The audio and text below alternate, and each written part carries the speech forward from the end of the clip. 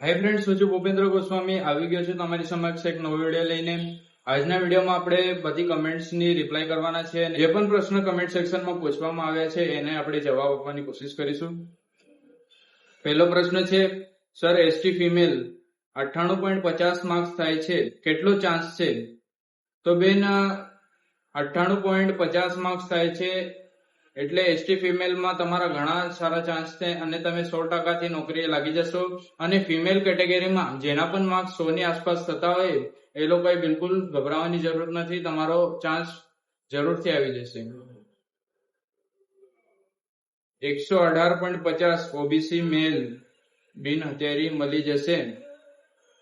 તો ભાઈ, તમારા સારા એવા ચાન્સ છે કે તમને બિન હથિયારી મળી શકે છે. ઓબીસી મેલમાં 118.50 માર્ક્સ છે એટલે સારા માર્ક્સ છે. અને મને એવું લાગે છે કે જેના પણ માર્ક્સ 115 પ્લસ હશે, જનરલને છોડીને, જનરલમાં જેના પણ 120 પ્લસ હશે, જનરલમાં જેના પણ માર્ક્સ 120 પ્લસ હશે એને બિન હથિયારી મળવાના પૂરેપૂરા ચાન્સ છે. અને 115 પ્લસ અન્ય કેટેગરીમાં જેના પણ થતા હોય એને બિન હથિયારી મળવાના ચાન્સ પૂરેપૂરા છે એવું મને લાગે છે. 132 માર્ક્સ થાય છે જનરલ મેલ.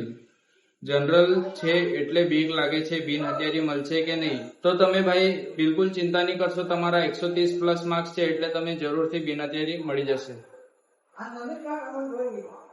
100 થી નીચે રહેશે મેરિટ, લખી રાખજો. તો મિત્ર, એવું થાય તો ખૂબ સારું છે, આપણા બધા માટે સારું થશે. અને એવા ચાન્સ પણ છે કે 100 થી 110 ની વચ્ચે મેરિટ રહી શકે છે. અને જનરલ વાળાનું સેજ ઊંચું રહી શકે એટલે 115 ની આસપાસ જનરલ નું રહી શકે છે. 111.5 જનરલ મેલ એસઆરપી માં નામ આવી જશે કે? એસઆરપી જોઈએ છે, મારે આગળ પણ તૈયારી કરવાની છે. અને તમને આગળ તૈયારી કરવાની છે તો તમે હાલ થોડુંક બ્રેક લઈને આગળની તૈયારી ચાલુ કરી શકો છો હમણાંથી.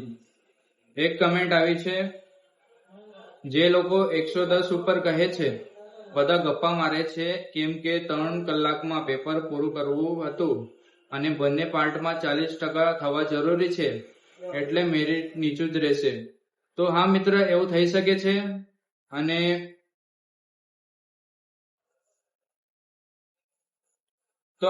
એવું થઈ શકે છે કારણ કે 3 કલાકમાં પેપર પૂરું કરવાનું હતું જેમાં બંને પાર્ટમાં 40% લાવવા જરૂરી હતા એટલે મેરિટ નીચું રહી શકે છે. મારી પ્રેડિક્શન પણ એ જ છે કે 100 થી 110 વચ્ચે મેરિટ રહી શકે છે. અને જનરલની વાત કરીએ તો એમાં સેજ ઊંચો રહી શકે છે, એમાં 115 ની આસપાસ રહી શકે છે. એના રિપ્લાયમાં પણ એક ભાઈએ ખૂબ સરસ કીધું છે કે ઘણા એવા વિદ્યાર્થી છે જેના 110 પ્લસ નથી પણ 130 પ્લસ પણ થાય છે. કહે છે કે એમની લાઇબ્રેરીમાંથી 3 જણ એવા છે જેના 130 પ્લસ થાય છે. તો હા મિત્ર, એવું રહી શકે છે કારણ કે ઘણા બધા વિદ્યાર્થી મિત્રો જે મોટી મોટી પરીક્ષાની તૈયારી કરતા હતા એ લોકોએ પણ કોન્સ્ટેબલની એક્ઝામ આપી છે અને એમના ખૂબ સારા માર્ક્સ થાય છે, 130 માર્ક્સ થાય છે કે 125 માર્ક્સ થાય છે. એ બધાના સીસીમાં પણ સારા માર્ક્સ થાય છે. તો હા ફ્રેન્ડ્સ, દરેક પરીક્ષામાં એવા વિદ્યાર્થીઓ હોય છે કે જે વધારે માર્ક્સ લાવે છે. એ લોકો એવા હોય છે કે 3 વર્ષ કે 5 વર્ષથી તૈયારી કરતા હોય અને કોઈ મોટી પોસ્ટની પણ તૈયારી કરતા હશે. એ લોકોના માર્ક્સ 130 પ્લસ કોન્સ્ટેબલમાં હશે, પણ એનો મતલબ એ નથી કે મેરિટ ઊંચું જશે કારણ કે ફ્રેન્ડ્સ, એ લોકો કોન્સ્ટેબલમાં 130 પ્લસ માર્ક્સ લાવી શકે છે. એવા પૂરેપૂરે ચાન્સ છે કે એ લોકો બીજી પરીક્ષામાં પણ સારા માર્ક્સ લાવ્યા હશે અને કોન્સ્ટેબલની પોસ્ટ મૂકીને બીજી કોઈ સારી પોસ્ટ ચૂઝ કરી શકે છે. 98 માર્ક્સ થાય છે જનરલ કેટેગરીમાં, બંને પાર્ટમાં પાસ છું, ચાન્સ છે કે નહીં? તો તમે બંને પાર્ટમાં પાસ છો પણ તમારા 98 માર્ક્સ થાય છે તો ભાઈ થોડા માર્ક્સ તમારા ઓછા કહેવાય છે કારણ કે જનરલમાં મેરિટ સેજ ઊંચું રહી શકે છે. જો તમારા માર્ક્સ 105 થી 110 જનરલમાં હોય તો તમે આશા રાખી શકો છો. અને જો તમારા માર્ક્સ જનરલમાં 115 ની આસપાસ થતા હોય તો તમારે બિલકુલ ચિંતા કરવાની જરૂરત નથી, તમને એક પોસ્ટ જરૂરથી મળી જશે. ઓબીસી ગર્લમાં 110 પ્લસ થાય છે, ફાઇનલ થઈ જશે. તો હા બેન, તમે ઓબીસીમાં છો અને ગર્લ્સમાં છો, તમારા 110 માર્ક્સ થતા હોય તો તમારે બિલકુલ ચિંતા કરવાની જરૂરત નથી, તમે જરૂરથી આવી જશો મેરિટમાં. અને જે પણ મહિલાના માર્ક્સ 110 પ્લસ થતા હોય એમને બિલકુલ ચિંતા કરવાની જરૂરત નથી.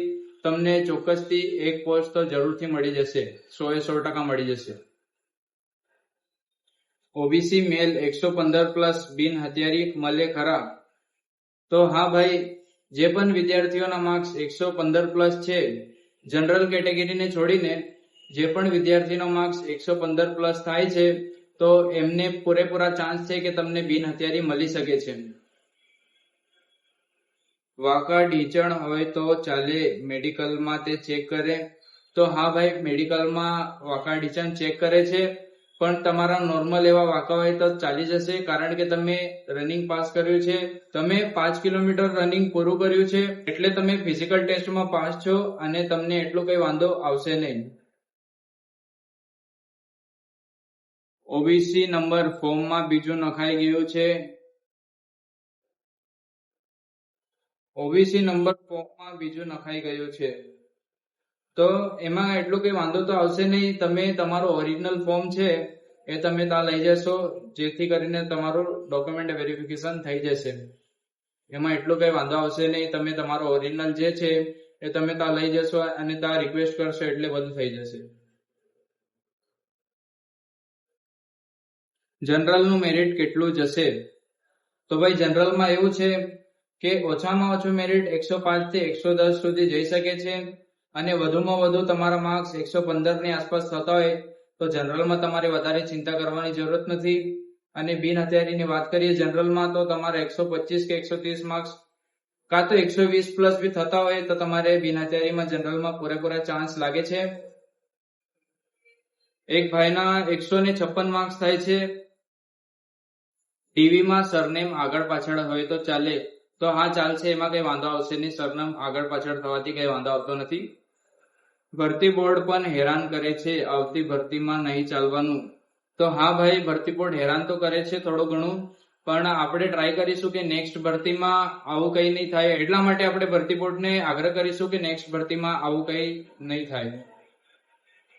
એસટીમાં કાસ્ટ સર્ટિફિકેટ 2017 નું હોત ચાલશે ને? પ્લીઝ આન્સર મી. તો હા ભાઈ, ચાલશે. એમાં એવું છે કે એસસી અને એસટી ના ઇન્ડિયામાં જે પણ કાસ્ટ સર્ટિફિકેટ હોય એ એકવાર બન્યા પછી લાઈફ ટાઈમ વેલિડ હોય છે. વિડીયો બનાવવા માટે ખૂબ ખૂબ આભાર. તમારો પણ વિડીયો જોવા માટે ખૂબ ખૂબ આભાર, અને આવી સારી કમેન્ટ તમે કરો છો. તમે અમારા વિડીયો જોવો છો અને તમને વિડીયો પસંદ આવે છે, એના માટે અમારી તરફથી પણ થેન્ક યુ. તમારા આવા કમેન્ટ્સથી જ અમને મોટિવેશન મળે છે. એક ભાઈ કહે છે, જે સમજે છે એ ઓપ્ટ આઉટ કરશે પોલીસમાં, બાકી ઘણા એવા પણ છે જે ઓપ્ટ આઉટ ના કરે, જેના લીધે બોર્ડર વાળા રહી જાય પોલીસ ભરતીમાં. તો હા ભાઈ, તમારી વાત 100% સાચી છે કે ઘણા બધા વિદ્યાર્થી મિત્રો જે અન્ય ભરતીમાં લાગી જતા હોય, અન્ય કોઈ સારી પોસ્ટમાં લાગી જતા હોય, તો એમને આપણે રિક્વેસ્ટ કરીશું કે તેઓ કોન્સ્ટેબલમાંથી ઓપ્ટ આઉટ કરે, જેથી કરીને કોન્સ્ટેબલનું મેરિટ શક્ય થાય એટલું નીચે જઈ શકે છે, જેથી કરીને બોર્ડર પર રહેલા વિદ્યાર્થી મિત્રોને ચાન્સ મળી શકે છે. આપણે પૂરી કોશિશ કરીશું કે જે પણ વિદ્યાર્થી મિત્ર કોન્સ્ટેબલની પોસ્ટ લેવા માંગતો નહીં હોય અને બીજી કોઈ અન્ય સારી પોસ્ટ પર લાગી ગયો હોય તો એમને ઓપ્ટ આઉટ કરાવવા માટે આપણે જરૂરથી રિક્વેસ્ટ કરીશું. તો વિદ્યાર્થી મિત્રો, તમારા પ્રશ્નો ઘણા બધા છે અને બધા પ્રશ્નોના જવાબ એક વિડીયોમાં આપી શકાય નહીં, અને આટલા જવાબમાં વિડીયો ખૂબ લાંબો થઈ ગયો હોય, એટલા માટે આજના વિડીયોમાં આપણે આટલું જ રાખીએ. તમારે અન્ય કોઈ પણ ડાઉટ કે કન્ફ્યુઝન હોય તો તમે કમેન્ટ સેક્શનમાં પૂછી શકો છો, જેના જવાબ આપણે નેક્સ્ટ વિડીયોમાં જરૂરથી આપીશું. અને જેટલું મારી પાસે નોલેજ છે અને જેટલી પણ ઇન્ફોર્મેશન મારી પાસે છે, હું તમને ચોક્કસથી જવાબ આપવાની કોશિશ કરીશ. તો આપણે મળીશું નેક્સ્ટ વિડીયોમાં. જય હિન્દ.